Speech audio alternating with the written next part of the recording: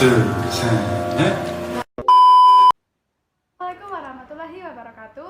Teman-teman sejawat, kembali lagi bersama kami kelompok 2. Bagaimana kabarnya teman-teman hari ini? Aku harap baik ya. Yap, sesuai topik kita kali ini, kita akan membahas mengenai simulasi K3 di dalam dan di luar gedung. Yang kali ini akan lebih difokuskan kepada ketepatan pengaturan polutan. Nah, apa aja sih? Mau tahu nggak? Yuk kita simak videonya lebih lanjut. Jangan sampai di skip ya. Rumah sakit dan institusi kesehatan lain adalah sebuah bentuk industri jasa yang tidak berbeda dengan industri barang. Rumah sakit juga menghasilkan sampah atau limbah yang dapat menimbulkan dampak negatif terhadap lingkungan, baik lingkungan rumah sakit itu sendiri maupun lingkungan sekitarnya.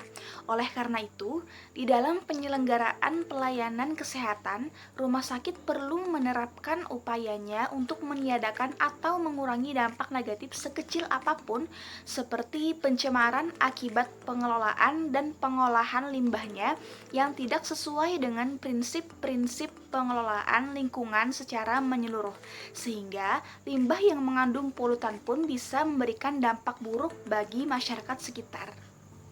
Jadi, beberapa polutan yang berpengaruh terhadap kesehatan manusia yaitu 1. Karbon monoksida atau CO, 2. Kadar nitrit oksida atau NO, 3. Kadar timah atau PB, 4. Asap atau smog atau S. Lalu aku mau jelasin nih pengertian limbah rumah sakit. Jadi, limbah rumah sakit adalah semua limbah yang dihasilkan dari kegiatan rumah sakit dalam bentuk padat, cair, ataupun gas.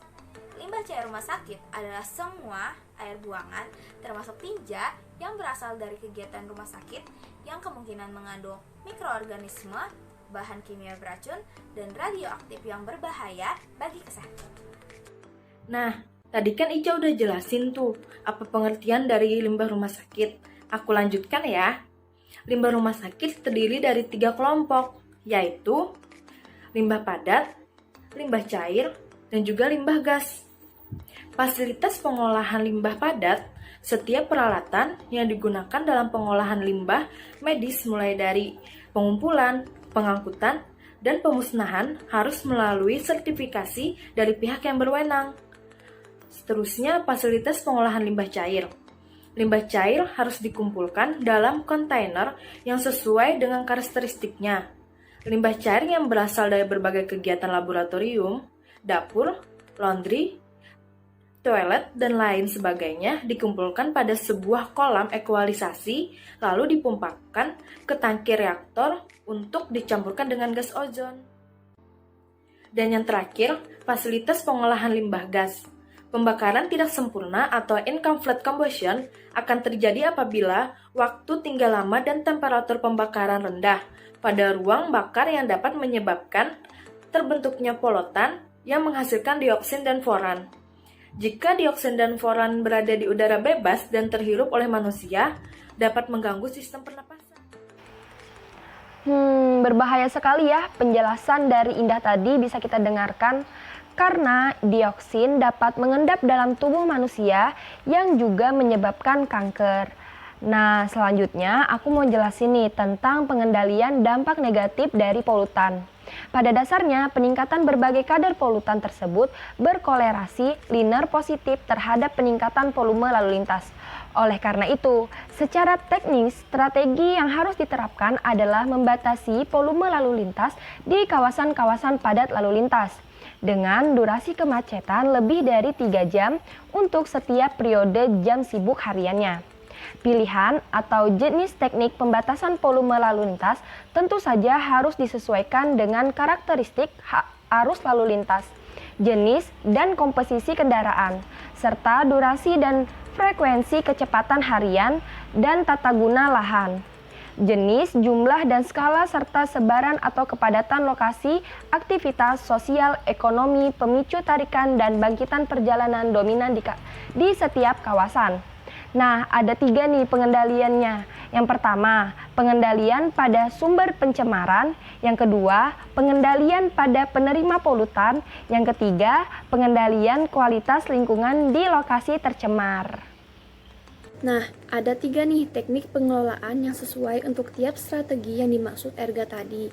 Yang pertama, teknik pengendalian polutan pada sumber pencemar, yaitu dengan pengurangan atau pembatasan volume lalu lintas, pemeriksaan atau pemeliharaan kendaraan melalui pengontrolan emisi gas dan partikel dari knalpot kendaraan bermotor sesuai standar yang ditetapkan, dan pembatasan operasi berkendara bermesin tua. Kedua, yaitu teknik pengendalian polutan pada penerima cemaran, yaitu dengan cara membatasi durasi aktivitas kelompok masyarakat yang secara rutin selalu berinteraksi dan beraktivitas di sepanjang tepi jalan perkotaan di saat periode jam puncak, dan penggunaan masker penutup hidung bila harus beraktivitas di sekitar jalan. Ketiga, yaitu teknik pengendalian kualitas lingkungan di lokasi tercemar, yaitu dengan cara setiap pekarangan bangunan di sepanjang koridor ramai lalu lintas agar menyisakan sebagian lahan pekarangannya dalam bentuk taman terbuka. Kita lanjut yuk ke penata laksanaan limbah-limbah rumah sakit. Kita mulai dari limbah padat. Penata laksanaan limbah medis padat adalah 1. Minimalisasi limbah. Menyeleksi bahan-bahan yang kurang menghasilkan limbah sebelum membelinya. Pemilihan jenis limbah medis padat mulai dari sumbernya. Pewadahan limbah terbuat dari bahan yang kuat, cukup ringan, tahan karat, kedap air, dan mempunyai permukaan yang halus pada bagian dalamnya. Pemanfaatan kembali dan daur ulang. Bahan atau alat yang dapat dimanfaatkan kembali setelah melalui sterilisasi meliputi pisau bedah, jarum hipodermik, botol gelas, dan kontainer. Tempat penampungan sementara. Bagi rumah sakit yang mempunyai insinerator di lingkungan harus membakar limbahnya selambat-lambatnya 24 jam.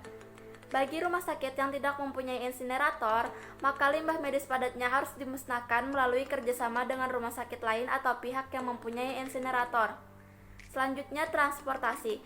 Kantong limbah medis padat sebelumnya dimasukkan ke kendaraan pengangkut harus diletakkan dalam kontainer yang kuat dan tertutup. Petugas yang menangani limbah harus menggunakan alat pelindung diri atau APD. Nah, Ani sudah menjelaskan tentang penata laksanaan limbah padat. Jadi, di sini aku akan lanjut menjelaskan tentang penata laksanaan limbah cair. Limbah cair harus dikumpulkan dalam kontainer yang sesuai dengan karakteristik bahan kimia, radiologi, volume, dan prosedur penanganan serta penyimpanannya. Saluran pembuangan limbah harus menggunakan sistem saluran tertutup, kedap air, dan limbah harus mengalir dengan lancar, serta terpisah dengan saluran air hujan. Rumah sakit harus memiliki instalasi pengolahan limbah cair. Air limbah dari dapur harus dilengkapi penangkap lemak, dan saluran air limbah harus dilengkapi ditutup dengan grill. Air limbah yang berasal dari laboratorium harus diolah di instalasi pengolahan air limbah atau disebut dengan IPAL. Untuk penata laksanaan limbah gas, yaitu harus dilakukan monitoring limbah gas berupa NO2, SO2, logam berat, dan dioksin yang dilakukan minimal 1 kali setahun.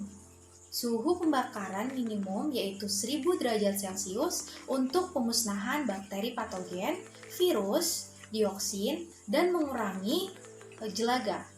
Dilengkapi alat untuk mengurangi emisi gas dan juga debu. Teman-teman mengerti? Sebelumnya terima kasih kepada teman-teman yang telah menjelaskan. Dan dari penjelasan tadi, kita dapat kesimpulan bahwa kepadatan dan pertambahan lokasi rawan macet yang berdampak pada degradasi lingkungan akibat peningkatan kadar polutan dan kedesingan serta risiko kecelakaan. Ada beberapa polutan yang berpengaruh terhadap kesehatan manusia. Salah satu contohnya adalah kadar CO atau kadar karbon monoksida. Limbah cair rumah sakit adalah semua air buangan termasuk tinja yang berasal dari kegiatan rumah sakit yang kemungkinan mengandung mikroorganisme, bahan kimia beracun, dan radioaktif yang berpotensi sebagai polutan yang berbahaya bagi kesehatan. Lalu ada juga pengendalian serta tekniknya. Nah, bagaimana teman-teman? Apakah sudah mengerti? Kalau begitu, saya pamit undur diri dulu ya. Terima kasih, sampai ketemu lagi minggu depan.